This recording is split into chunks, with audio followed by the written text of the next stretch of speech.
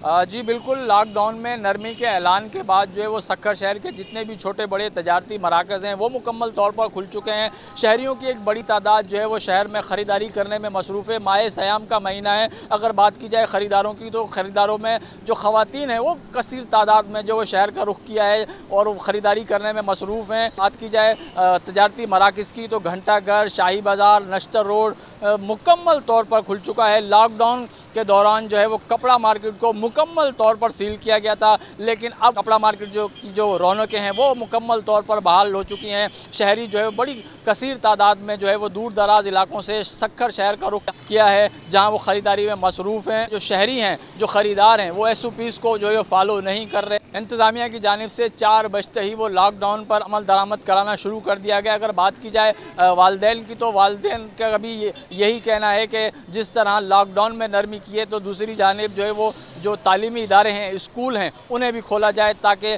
जो बच्चों की जो साल भर की मेहनत है वो मुतासर ना हो। जी।